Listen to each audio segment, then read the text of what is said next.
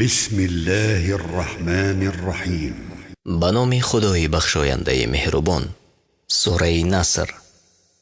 نام این سوره از نخستین آیت آن گرفته شده است و آن در مدینه نازل شده 3 آیت دارد. یکی از نمودهای ستایش با تسبیح سبحان الله و بحمد است. اذا جاء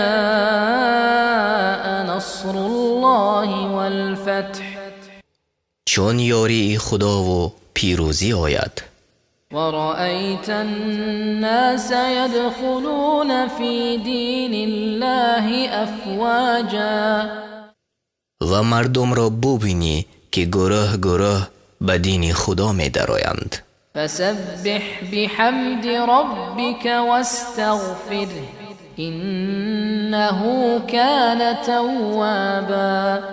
پس به ستایش پروردگارت تسبیح گوی و از او آمرزش بخواه که البته او توبه پذیر است.